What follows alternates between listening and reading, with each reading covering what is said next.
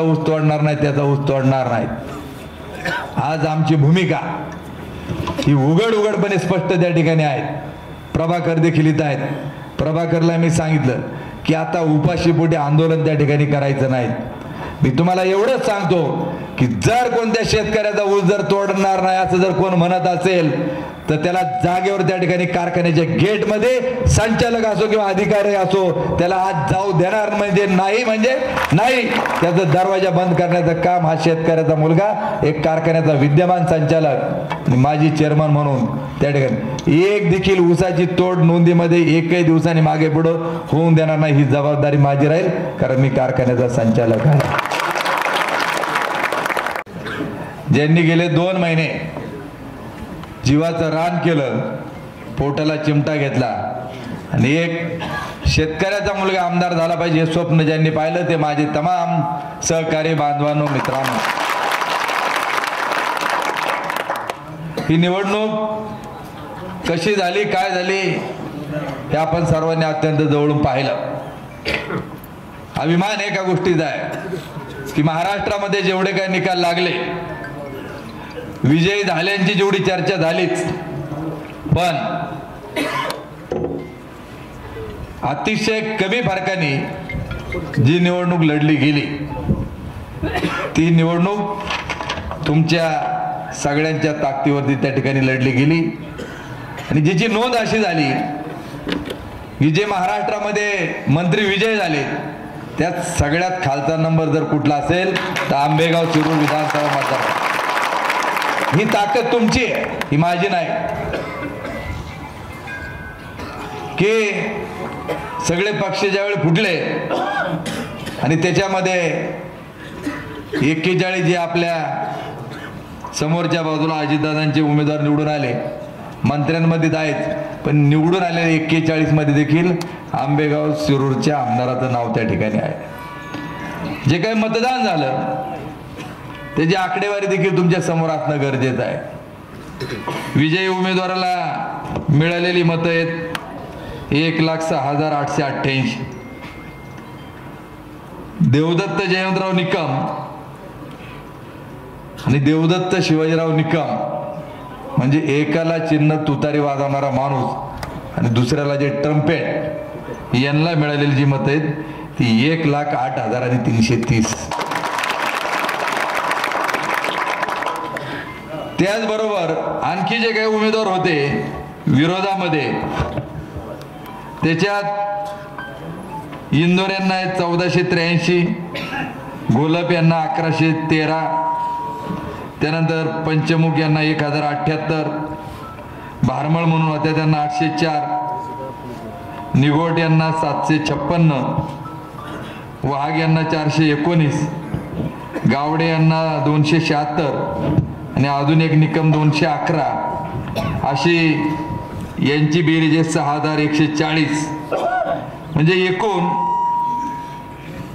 विजयी उमेदवाराला पडलेली आहेत 1,06,888 आणि इतर उमेदवारांची बेरीज 1,14,470 म्हणजे 7,582 मतं यांच्या विरोधात आहेत. याची देखील नोंद आपण सर्वांना आठवली.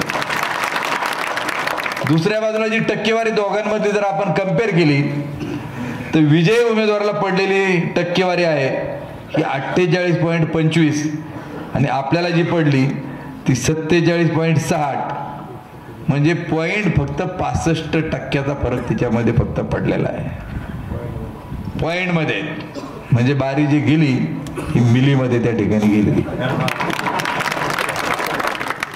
आज कारण अनेक असतात, पण विजू कासार यांनी जो उल्लेख केला की ज्या गोष्टीकडे आमचं दुर्लक्ष झालं की जातीवादावरती ही निवडणूक जाणार नाही, पण गेली. हिंदुत्वाचा मुद्दा प्रकर्षाने मांडला गेला. बांधवांनो, मी जबाबदारी उमेदवार म्हणून प्रचाराची होतीच आणि नियोजनाची देखील होतीच की ही काही सोपी गोष्ट नव्हती. ही निवडणूक लढवत असताना प्रचार प्रमुख कोणी व्हावं, यांनी व्हावं, तिने व्हावं, इथपासून आपली सुरुवात. समोरच्या बाजूला हजारो माणसं पगारी, पण आपल्याकडे एकही पगारी माणूस नाही. कुणी करायचं प्लॅनिंग कोणी करायचं, कोणी जबाबदारी घ्यायला देखील मागत नव्हतं आणि कार्यकर्त्यांच्या जोरावर त्या ठिकाणी करायचं होतं. मी मुलीला सांगितलं की तू जबाबदारी घे निवडणूक प्रतिनिधी म्हणून. तिनं जबाबदारी घेतली. खाली लिहायला हिशोब लिहायला कोणी माणूस नाही.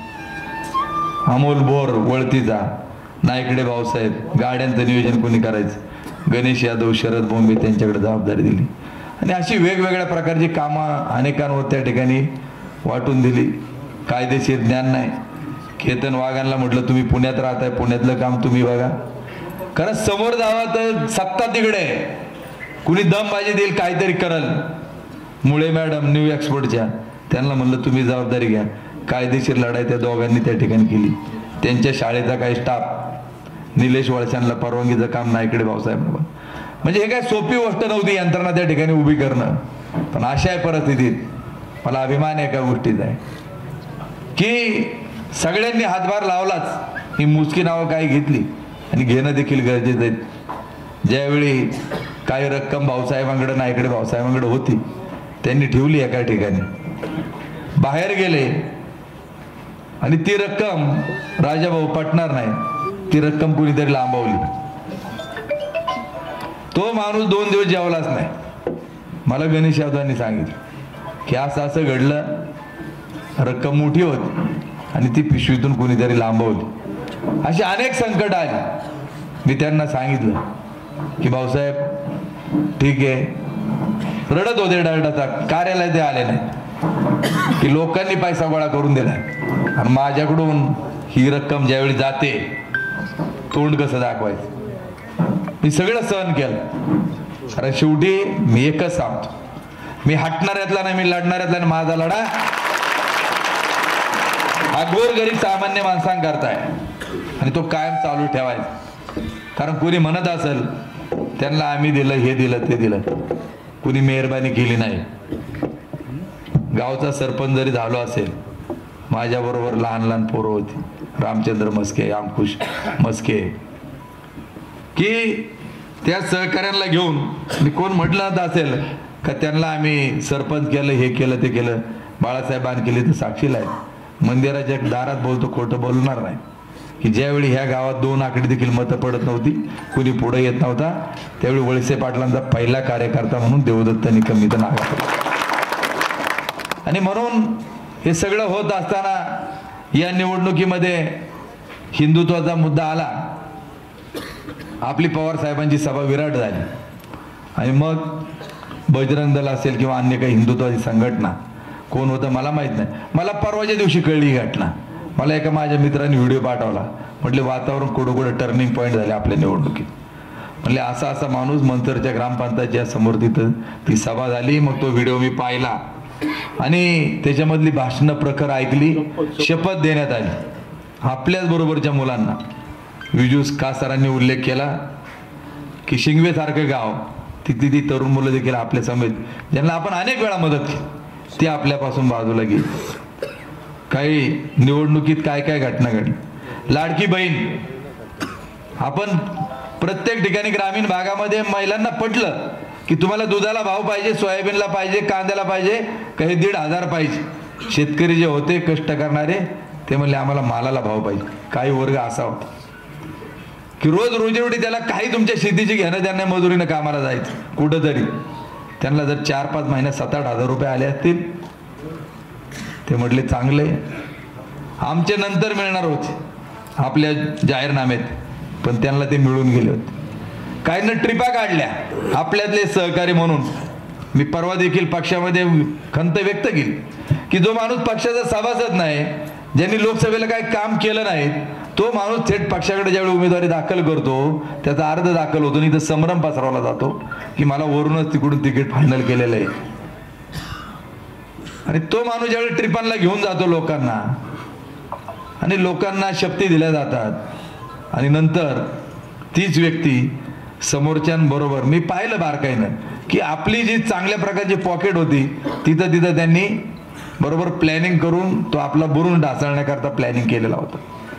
आणि ऐनवेळी त्यांच्या स्टेजवर ज्यावेळी माणसं जातात आणि आपल्या विरोधात भाषणं करू लागतात, कारण महिला ह्या भावनिक असतात, त्यांना नेलं गेलं देवाच्या ठिकाणी, शपथी देण्यात आल्या आणि माणूस, मी म्हणतो 100 पैकी 25 तर जागू शकतात ना त्याला. त्यामुळे तो एक परिणाम त्याच्यात झाला. आपण एक म्हटलो की आपल्याकडे पदरमोड करून येणारी लोक आहेत आणि त्यांच्याकडे रोजाने आणलेले आहेत. ज्यावेळी 4-5 वेळा महिलांना त्या ठिकाणी आणलं गेलं त्यांना रोज दिला असेल.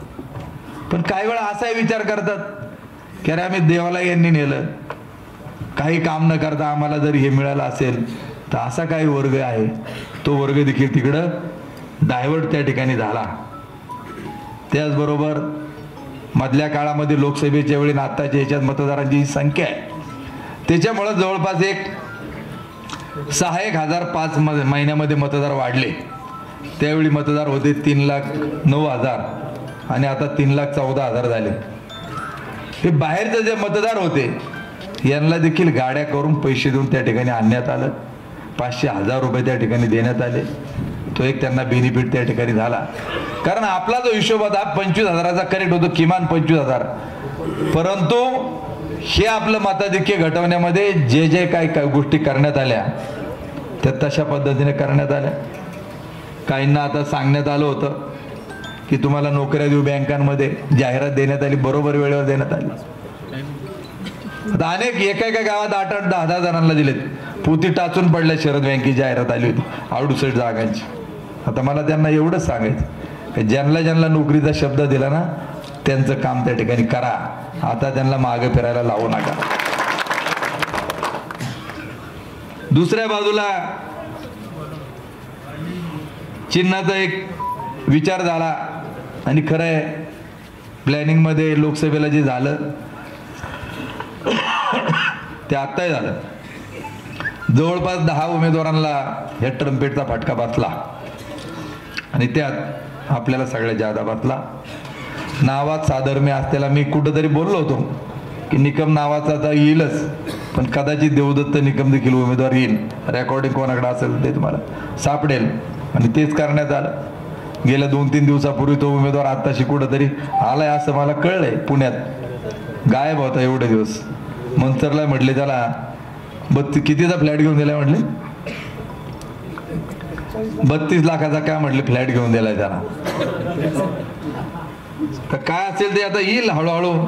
हे काय सत्य, हे सत्यच असतं, ते उघडकीस येत राहतं. पण तुम्हाला एकच सांगतो की आता जरी ट्रम्पेटचं चिन्ह असेल पण ते जिल्हा परिषद पंचायत समितीला नसणार आहे. कारण राज्य निवडणूक आयोगाने ते ट्रम्पेटचं चिन्ह त्या ठिकाणी काढून टाकलेलं आहे. मला मनापासून कार्यकर्त्यांना एवढं सांगायचं की आता जी चर्चा झाली ही फक्त एवढीच झाली की उद्याच्या काळामध्ये देवदत्त निकम आमदार होतील, सगळं मान्य आहे. आणि हे जनतेच्या मनातले आमदार आहेत हे तुम्ही आज सिद्ध करून दाखवलं. उद्याचं मी काय त्या ठिकाणी सांगत नाही, पण ह्या निवडणुकीत जनतेच्या मनामधला आणि मतदानाने देखील दाखवून दिलं की देवदत्त निकम 1 अधिक देवदत्त निकम डमी बरोबर आपला विजय हा 1442 त्या ठिकाणी झालेला. हे जनतेच्या मनात होते, सिद्ध झालं. उद्याचं मी सांगू शकत नाही, पण मला तुम्हाला या निमित्ताने एवढं सांगायचं की उद्या विधानसभा कधी होईल याची मला आज मी म्हणू शकत नाही का ती आज होईल का उद्या होईल का 5 वर्षात ती होईल. त्यावेळी होईल, त्यावेळी ते चित्र काय असेल याचं भाकीत मी काही ज्योतिषी नाहीत. पण मला एक सांगायचं बांधून, ज्या तडफेने तुम्ही माझ्याकरता महाविकास आघाडीचा आमदार या मतदारसंघाचा व्हावा म्हणून जे काम केलं, उद्याच्या 3 महिन्यामध्ये कदाचित मंचर नगर पंचायत, जिल्हा परिषद पंचायत समितीच्या निवडणुका ह्या फेब्रुवारीमध्ये होतील. मला एकच करायचं या निमित्ताने का उद्याच्या काळामध्ये 8 जिल्हा परिषदच्या जागा आहेत, 16 पंचायत समितीच्या आहेत, 16 नाट झाल्या 24 आणि मंचरच्या 17, 24 आणि 7 31, 10 41 आणि नगराध्यक्ष 42. पुढचं माझं काय भवितव्य असेल त्याच्यावर मी बोलत नाही, पण मी आज प्रामाणिकपणे सांगतो का मला या 42 कार्यकर्त्यांना कुठल्याही परिस्थितीत निवडून आणण्याकरता आजपासून आपल्याला त्या ठिकाणी कामाला लागायचं. म्हणून काहींना भाषणं करता आली नाहीत, तुमच्या मनातल्या वेदना देखील मला माहिती आहेत, पण ज्या ज्या कार्यकर्त्यांनी खरं कार्यकर्त्याची ताकद ही त्याच्या गावातून त्या ठिकाणी कळत असते. ज्यावेळी आम्ही इथं बोलायला उभा असतो ना, खाली देखील चर्चा चालू असते की याचं गाव कसं काय झालंय, याचा भूत कसा काय त्या ठिकाणी झालाय. मला तमाम उपस्थित सर्वांना या निमित्ताने सांगायचे, जर भाषण करून आपल्याला चालणार नाहीत, गप्पा मारून चालणार नाहीत. उद्याच्या काळामध्ये जर आपल्याला ह्या 42 कार्यकर्त्यांना जर न्याय द्यायचा असेल तर आजपासून त्या ठिकाणी कामाला लागलं पाहिजे की लोकसभेला माझा बूथ कुठं होता, माझं गाव कुठं होतं, विधानसभेला माझी काय परिस्थिती होती. आणि जर मला ह्या 42 कार्यकर्त्यांना न्याय द्यायचा असेल तर पहिलं काम की प्रत्येक कार्यकर्त्यांनी माझा बूथ हा मी प्लस करून त्या ठिकाणी दाखवल्याशिवाय राहणार नाही, तरच यश तुमच्या पदरात येऊ शकतं, नाही तर येणार नाहीत. आकडेवारी सगळ्यांच्या समोर आहेत, सगळ्या याला व्हॉट्सअपला आले, सगळ्यांना त्या ठिकाणी माहिती का कोणाच्या गावात कोणाच्या वाडीवस्तीवर काय झालं हे आपल्याला थांबवलं पाहिजे. तरच तुमचं आपलं जे स्वप्न आहे ते आपलं त्या ठिकाणी साकार होऊ शकतं. काही ज्या आकडेवारी अनेक आल्या, तुम्हाला त्या सांगणं देखील गरजेचं आहे की एक परिस्थिती अशी झाली की 42 गावं की आंबेगाव लोकसभे आणि आता जी तफावत आहे की लोकसभेच्या निवडणुकीला आंबेगाव मध्ये आपण 38 पिछाडीवर होतो. त्या पिछाडीत आता वाढ झाली 2000 मताची, 3800 वरून आपण 5800 पाठीमागे आंबेगावला राहिलो. पण 42 गावामध्ये आम्ही 16,000 आघाडीवर होतो. तीच आघाडी समोरच्यांनी तोडत 41वर त्या ठिकाणी खाली आणली. ते यशस्वी झाले की ज्या पद्धतीने डावपेच आखले गेले का 42 गावं ही महाविकास आघाडीची ताकद आहे, ती ताकद कमी करण्यामध्ये ते यश त्यांना त्या ठिकाणी मिळालं. हा विचार ही आकडेवारी तुम्ही ध्यानात घेतलं पाहिजे. आणि आंबेगाव मध्ये तिथं थोडासा फरक त्या ठिकाणी पडला आणि 2000 आंबेगाव त्या ठिकाणी आणखी पिछाडीवरती गेलं. पण हे तुम्ही ध्यानात घेतलं पाहिजे.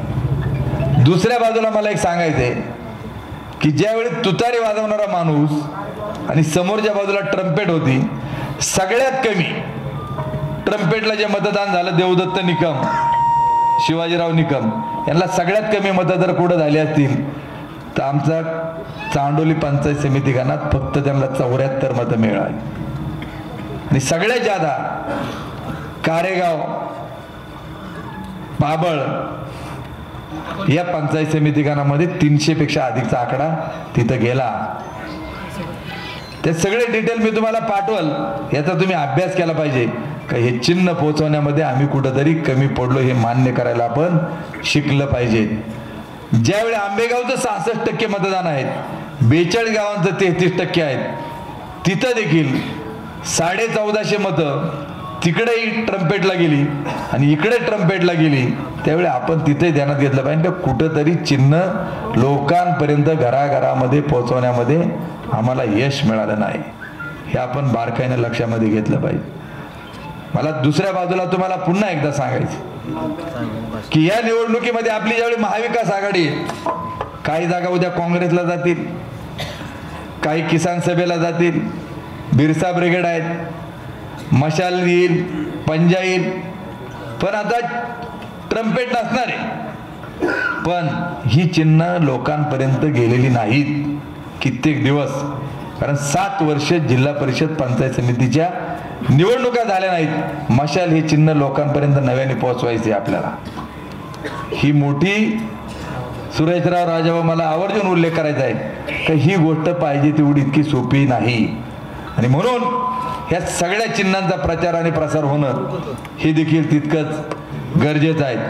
मला दुसऱ्या बाजूला आवर्जून भाग वाईज जर थोडं एक 10 मिनिटं वाढलं तर चालतंय ना, कारण मी सांगितलं की आता तुम्ही सगळे म्हणतायत का देवदत्त निकमांना आम्हाला आमदार करायचंय, तुमच्या भावनेशी मी सहमत आहे. पण मी जे आपल्याला पोटतिडकीनं सांगितलं की ती सल माझ्या मनात जरूर आहे, पण मला तुम्ही सामान्य कार्यकर्त्यांनी पदरजळ खाल्ली, अनेकांनी लाखो रुपये देणगी दिली, माझ्यासाठी जे काम तुम्ही केलं, मला ह्या 42 कार्यकर्त्यांना निवडून आणायचे, म्हणून पोट तिडकीनं मला त्या ठिकाणी महाविकास आघाडी करता आपल्याला काम त्या ठिकाणी झटून करायचं. की या निवडणुका लढवत असताना समोरच्या बाजूनी ज्या काही गोष्टी सांगितल्या गेल्या, मला त्यांना विचारायचं की आज तुम्हाला चांगली मेजॉरिटी, जवळपास 2/3 मेजॉरिटी त्यांची, आता काय काम करायला काय अडचण आहे का? आहे का काय अडचण त्यांना? काय अडकाठी काय? बोगदा हा विषय नाहीच आहे, ह्या निवडणुकीतला नव्हता आणि इथून पुढे नसणार आहेत की बोगदा हा विषय याच्यामध्ये नाही. मी त्या दिवशी सांगत होतो ना, आजही सांगतो की तो मंजूर नव्हता आणि तो नामंजूर करायची गरज देखील नाही. हा बोगद्याचा विषय, कारण ती गावं पेसा अंतर्गत येतात, त्यामुळे जर तिथं काय करायचं असेल तर त्या गावातील आदिवासी जनताच हे ग्रामसभेने ठरवू शकते करायचं का नाही, हे तुम्ही आम्ही ठरवू शकत नाही. आणि म्हणून मुख्य जे विषय आहेत, आम्हाला त्यांना सांगायचे की आदिवासी भागामधला हिरड्याचा प्रश्न कायमस्वरूपी निकाली काढणार का नाही काढणार, तुमची सत्ता राज्यात आहे. आदिवासी भागाला उपसा सिंचनचं पाणी कधी देणार हे कागदावर नको, 35 वर्ष भरपूर झाले, याचा तुम्ही आराखडा तयार करा आणि लोकांना आता सांगा. पत्रकार आमचे सचिनराव आहेत, त्यांचा विषय बोगद्याशी कायम आहे, त्यांचा अभ्यास त्याच्यावर चांगला आहे, पण हा बोगदा हा विषय आपल्या मतदारसंघाचा कधीच होऊ शकत नाही आणि तो होणार देखील नाही, हे मी आपल्याला सांगतो. कारण पाणी हे कोणाचे व्यक्तिगत मालकीचं नाही, पाणी ही सार्वजनिक संपत्ती आहे.